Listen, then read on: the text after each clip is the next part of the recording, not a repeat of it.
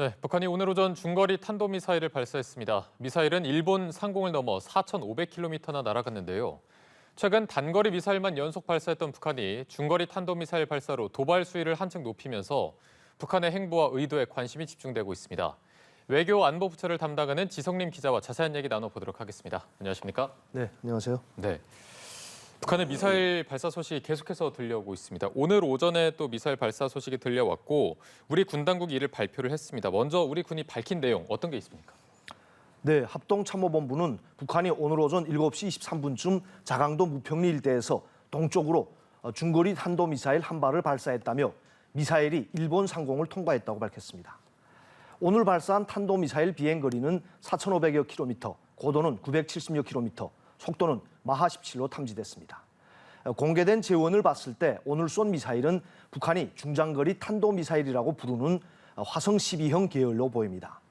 실전 배치된 화성 12형을 발사했거나 아니면 사거리를 더 늘린 화성 12형 개량형을 쐈을 수 있습니다. 화성 12형 발사는 올해 1월 30일 발사 이후 약 8개월 만인데요. 북한은 올해 1월에도 자강도 무평리 일대에서 화성 12형을 쐈습니다. 하지만 1월에는 고도가 약 2,000km였고 비행거리는 800km로 이번처럼 일본 상공을 넘어가진 않았습니다. 북한의 미사일이 일본 열도를 통과해 날아간 것은 2017년 이후 5년 만입니다. 북한의 탄도미사일 발사 직후 김승겸 합참의장은 한미 공조회의를 통해 상황을 공유하면서 연합방위 태세를 더욱 굳건히 할 것을 확인했다, 이렇게 군은 전했습니다. 네. 합참이 이제 북한의 미사일 재원을 공개하기 전에 윤석열 대통령이 출근길 문답에서 사거리 같은 걸 이미 공개를 했습니다. 네. 그리고 이제 NSC 상임위원회도 열렸는데 어떤 내용들이 좀 오갔습니까? 네, 윤 대통령은 오늘 아침 기자들과의 출근길 문답에서 북한 미사일의 대략적인 사거리를 공개했습니다. 윤 대통령은 오늘 아침 보도에서 봤겠지만 북한에서 사거리 4,000km 정도 되는 중장거리 미사일을 일본 열도 위로 발사했다, 이렇게 말했습니다. 군 공식 발표에 앞서 북한 미사일 사거리를 공개함으로써 군으로부터 대통령이 가장 먼저 그리고 신속하게 보고받았다는 걸 부각한 걸로 보입니다.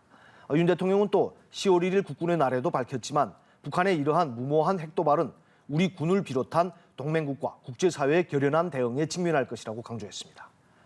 대통령실은 오전 9시부터 김성한 국가안보실장 주재로 긴급 국가안전보장회의 상임위원회를 개최하고 대응 방안을 점검했는데요.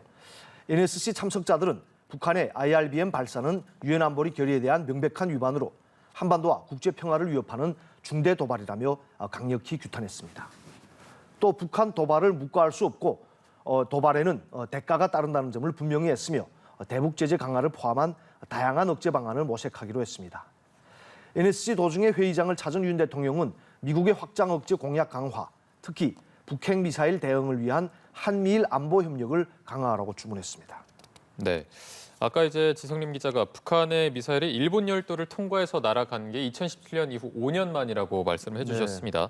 올해 1월에 발사한 화성 12형과 비교를 좀 해보면 당시에는 비행거리가 800km가 정도가 됐고 이번에는 4,500여 킬로미터라서 같은 화성 12형으로 볼 수 있는 근거라든가 그런 게 있을까요? 네. 우리 군 당국은 미국과 공조하에 정밀한 정보 수단으로 북한 미사일을 탐지 추적합니다.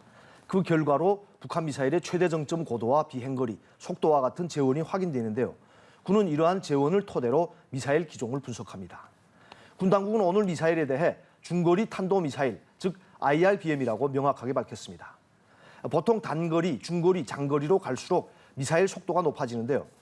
북한이 최근 연거푸 발사한 단거리 탄도미사일들은 속도가 음속의 5, 6배, 즉 마하 5에서 6 정도입니다. 중거리 탄도미사일은 최대 비행 속도가 마하 15에서 18 정도로 이제 확인이 되는데요. 오늘 쏜 것이 마하 17이고 올해 1월 30일에 발사한 것은 마하 16 정도로 확인됐습니다. 대륙간 탄도미사일 같은 경우는 최대 속도가 마하 20 이상입니다. 따라서 속도로 봤을 때 오늘 쏜 것은 중거리 미사일로 분류할 수 있는 겁니다. 그런데 왜 지난 1월에 쏜 것과 비행거리가 다르냐? 그건 어떠한 각도로 발사하느냐의 차이인데요. 각도를 높여서 쏘면 정점 고도가 높아지는 대신 비행거리가 줄어듭니다. 또 1월에 쏜 화성 12형은 정점 고도가 약 2,000km였지만 오늘 발사한 건 고도가 970여 km였습니다. 고도가 낮아졌다는 것은 북한이 고각 발사가 아닌 정상 발사 각도로 발사했다는 얘기고 그래서 비행거리가 훨씬 늘어난 겁니다. 북한은 보통 화성 12형이나 ICBM을 쏠 때 정상 발사 각도보다 상당히 높은 고각 발사 방식으로 발사합니다. ICBM은 매번 최대 고각 발사로 비행거리를 줄이는 방식으로 쐈는데요. 화성 12형 같은 경우는 때로는 정상 각도로 발사해 최대 사거리를 과시하는 방식으로 쏘기도 했습니다. 2017년 9월에 그랬고 오늘 또 정상 각도로 발사한 겁니다. 그래서 5년 만에 일본 상공을 통과했습니다. 2017년 9월에 쏜 화성 12형은 고도가 770km로 3,700여 km를 날아갔습니다. 당시 김정은 집권 이후 북한 미사일이 가장 멀리 날아갔다 이렇게 해서 주목을 받았는데요. 오늘은 그때보다도 사거리가 800km나 더 늘었습니다. 즉 오늘 쏜 미사일이 북한 미사일 역사상 실제 비행거리로는 최장이라고 볼 수 있는 겁니다. 이렇게 고각 발사가 아닌 정상 각도로 쏘는 방식은 비행거리를 늘리면서 위협 수위도 한층 끌어올리려는 그러한 의도로 분석됩니다. 그런데 여기서 주목해야 할 것은 오늘 쏜 미사일은 비행거리뿐 아니라 정점 고도 역시 200km가량 더 높아졌다는 겁니다. 즉 기존의 화성 12형보다 로켓 추진력이 더 세진 것으로 보입니다. 내일 북한이 미사일 재원을 공개할지 봐야겠지만 오늘 쏜 것은 5년 전 화성 12형보다 더 업그레이드된 게 아니냐, 개량형이 아니냐 이런 가능성이 큽니다. 네, 기존의 화성 12형보다 로켓 추진력이 더 세진 개량형일 가능성이 큰 상황인 것으로 저희가 파악하면 될 것 같은데 오랜만에 한 5년 만에 화성 12형이 다시 등장을 해서 구체적으로 좀 어떤 미사일인지 쭉 한번 짚어주시죠. 네, 김정일 집권 시기 그리고 김정은 집권 초기까지는 북한의 대표적인 중거리 미사일이 무수단급이었습니다. 그래서 보통 최대 비행거리가 1000km 미만이면 단거리 탄도미사일 SRBM이라고 하고 비행거리가 2400에서 5500km 정도이면 준중거리 또 중거리 중장거리 미사일 또 5500km 이상이면 장거리 또는 대륙간 탄도미사일로 분류합니다. 북한의 대표적인 중거리 미사일이었던 무수단은 사거리가 3000km 정도였습니다. 그랬다가 2016년 4월 북한 열병식에 그동안 안 보였던 미사일을 새로 등장시켰는데요. 그게 화성 12형이었습니다. 북한은 화성 12형을 세상에 공개한 지 1년이 지나서야 첫 시험 발사에 나섭니다. 2017년 5월 14일 김정은이 참관한 가운데 화성 12형 시험 발사가 이루어졌는데요. 북한은 당시 최대 정점 고도가 2111km, 비행거리는 787km라고 재원을 공개했습니다. 이 재원을 보고 전문가들은 화성 12형의 사거리가 4,500에서 5,500km 정도일 것이다 이렇게 추측한 겁니다. 북한은 2017년 8월 29일에 또 화성 12형을 쐈습니다. 이때는 고도를 낮춰 2,700km를 날아갔습니다.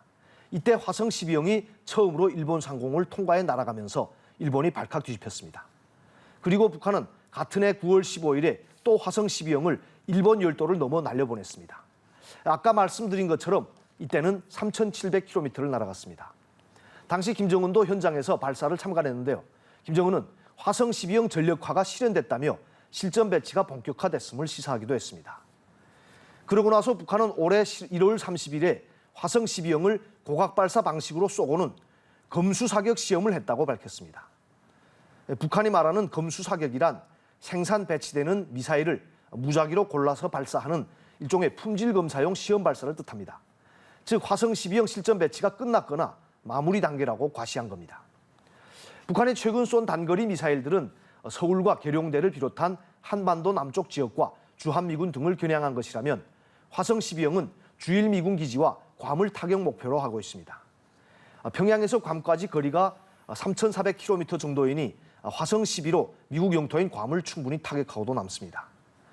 괌 앤더슨 공군 기지에는 핵폭격기를 비롯해 유사시 한반도로 즉시 출동할 수 있는 미국의 주요 전략 자산들이 배치되어 있습니다.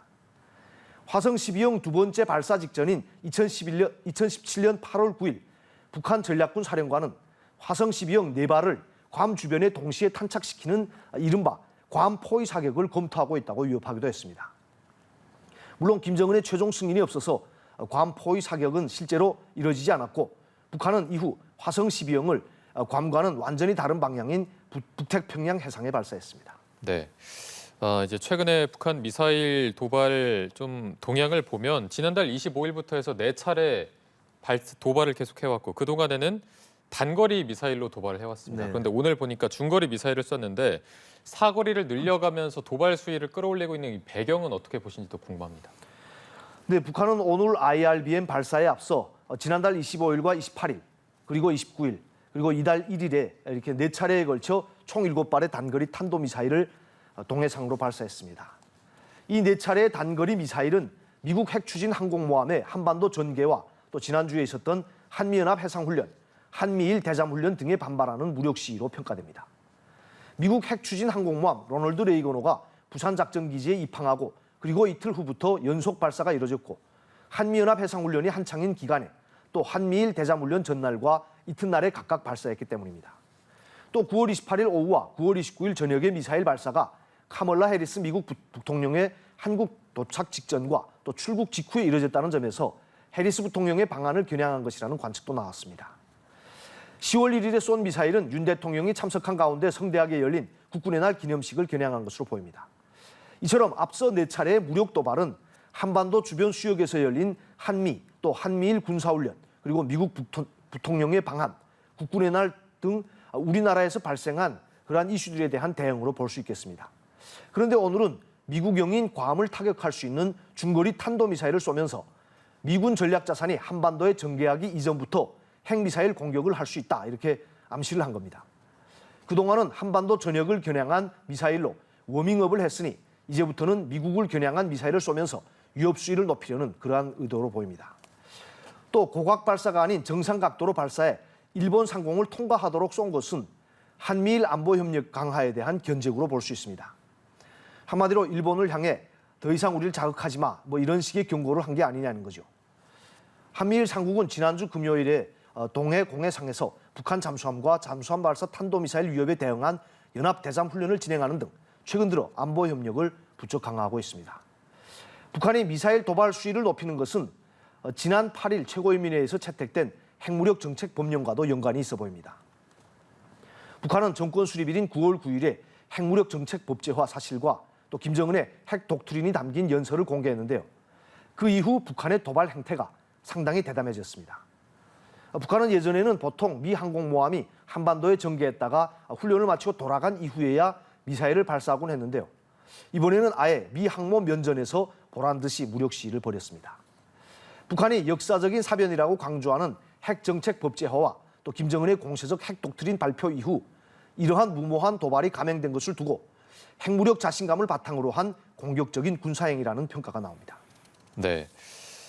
단거리 미사일로 워밍업을 좀 한 다음에 오늘 중거리 미사일을 발사했고 그렇다면 앞으로 이제 계속해서 도발 수위를 올려갈 가능성이 높은 것 같은데 대륙간 탄도미사일이나 잠수함 발사 탄도미사일 그리고 7차 핵실험까지 계속해서 좀 도발 수위가 강해질 가능성이 높겠네요. 네, 오늘 중거리 탄도미사일 발사를 지켜본 전문가들은 북한이 앞으로 ICBM, SLBM, 7차 핵실험 등으로 점차 수위를 높이면서 무력 도발을 이어나가지 않겠냐 이렇게 우려하고 있습니다. 실제로 우리 군 당국은 최근 북한이 함남 심포 일대에서 잠수함 발사 탄도미사일, 즉 SLBM 발사를 준비하는 동향을 포착한 것으로 알려졌습니다. 또 7차 핵실험은 이미 준비가 다 끝나서 김정은의 결심만 남았고요. 국정원은 북한이 핵실험을 실제로 하게 된다면 그 시기는 중국이 시진핑 주석을 공산당 총서기에 다시 추대하는 즉 3년임 대관식이 열리는 이달 16일 이후부터 11월 초 미국의 중간선거 사이가 될 것으로 전망했습니다.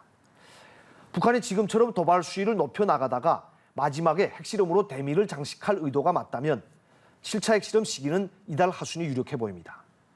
그때까지 보름에서 한 20일 정도 남아있는 만큼 그 사이에 북한이 또 중거리 미사일을 쏘든지 아니면 ICBM이나 SLBM을 발사하든지 아무튼 시간은 충분히 있는 셈입니다. 네, 도발 가능성은 계속해서 열려 있는 점을 짚어주셨는데 앞서 말씀해 주시기를 북한이 역사상 가장 멀리 미사일을 쐈다라고 해주셔서 오늘 미사일 발사를 김정은 국무위원장이 참관했을지도 궁금하고 내일 북한이 미사일의 재원이나 이런 부분을 보도할지도 궁금하거든요. 어떻게 예상하십니까? 네, 실제로 이제 지난번에 5년 전에는 3,700km였고 오늘은 이제 4,500km로 북한의 미사일 개발 역사상 가장 최장의 비행거리를 기록했다고 볼 수 있습니다. 그래서 이제 김정은 국무위원장이 참석했을 가능성도 있지만 앞서 말씀드린 것처럼 북한은 실전 배치가 끝났다고 이제 과시를 했습니다. 그러니까 올해 1월 30일에 검수 사격을 했다고 하면서 실전 배치가 마무리 단계라고 밝혔는데요. 따라서 실전 배치가 이미 끝난 미사일을 정상 발사 각도로 발사했다고 해서 그걸 김정은 위원장이 또 참관할지 그건 미지수고요. 또 북한이 이제 지난 5월 이후부터는 미사일을 쏘고 나서는 그러니까 우리 합참이 발표하고 다음 날에 보통 북한이 이제 미사일 지원을 공개하는 시기였는데 네네. 북한은 전혀 공개를 하지 않았습니다. 보도를 하지 않았는데 그래서 그런 패턴대로라면 내일도 보도하지 않을 가능성이 있는데 일단 좀 지켜봐야겠죠. 네, 알겠습니다. 저희가 오늘 말씀은 여기까지 듣도록 하겠습니다. 외교안보 부처를 담당하는 지성림 기자와 함께했습니다. 오늘 고맙습니다. 네, 수고하셨습니다.